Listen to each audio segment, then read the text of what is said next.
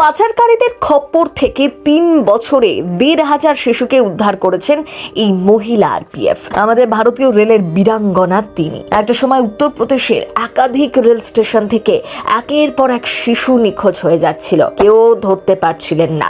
কিন্তু কেন এমনটা হচ্ছে? ঠিক সেই সময় দেবদূতের মতন হাজির হন চন্দনা। রেল স্টেশন থেকে নিখোঁজ ১৫০০ শিশুকে উদ্ধার করেন উত্তরপ্রদেশের এই মহিলা আরপিএফ আধিকারিক। এই কাজের জন্য রেলের সর্বোচ্চ সম্মানও পেয়েছেন।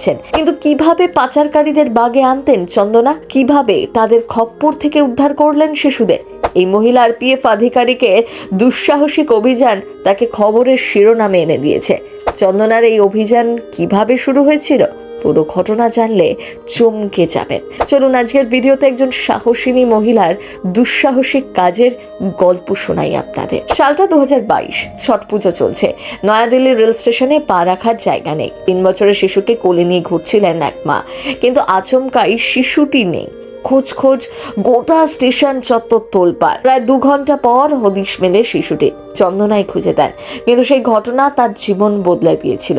একটা সময় উত্তরপ্রদেশের একাধিক রেল স্টেশন থেকে একের পর এক বাচ্চা নিখোঁজ হয়ে যাচ্ছিল। বিষয়টি উদ্বেগজনক হয়ে ওঠায় আরপিএফ এর তরফে চন্দনা সিংকে তদন্তের দায়িত্ব দেওয়া হয়। তিনি একটি দল গঠন করেন।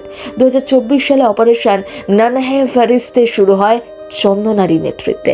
লখনৌয়ের চারবাগ স্টেশনে এই অভিযান শুরু হয়েছিল। এরপর অভিযোগের মাত্রা অনুযায়ী মানচিত্র তৈরি করে একাধিক রেল স্টেশনে আচমকা অভিযান চালানো হয় চন্দনার নেতৃত্বাধীন আরপিএফ এর একটি দল। আর তাতেই একাধিক শিশু পাচার চক্রের হদিশ মেলে। প্রাথমিকভাবে ১৫২টি শিশুকে পাচার হওয়ার আগে উদ্ধার করা সম্ভব হয়। এখনো পর্যন্ত রাজ্য জুড়ে চন্দনার দল মোট ১৫০০টি শিশুকে উদ্ধার করেছে। শুধু ২০২৫ সালেই চন্দনার দল ১০৩২ জন শিশুকে উদ্ধার করে। তার মধ্যে ৩৯ জন পাচারও হয়ে গিয়েছিল, তাদেরকে উদ্ধার করা গিয়েছে। অসামান্য কৃতিত্বের জন্য রেলের সর্বোচ্চ সম্মান অতি বিশিষ্ট রেল সেবা পুরস্কার পান উত্তরপ্রদেশের আরপিএফ অফিসার চন্দনা সিং। গত ৯ জানুয়ারি দিল্লিতে ভারতীয় রেলের সর্বোচ্চ সম্মান অতি বিশিষ্ট রেল সেবা পুরস্কারে সম্মানিত করা হয়। কয়েক ঘন্টার মধ্যে লখনৌতে ফিরে আসেন। তখনই খবর পান ৩ নম্বর প্ল্যাটফর্মে এক শিশু বসে। ব্যাস, সাথে সাথে লেগে পড়েন কাজে। চন্দনার বয়স এখন ৪১ বছর। ছত্তিশগড়ের বিলাসপুরে বড় হয়েছেন। ছোটবেলা টিভিতে উড়ান সিরিয়াল দেখে মুগ্ধ হয়ে যান।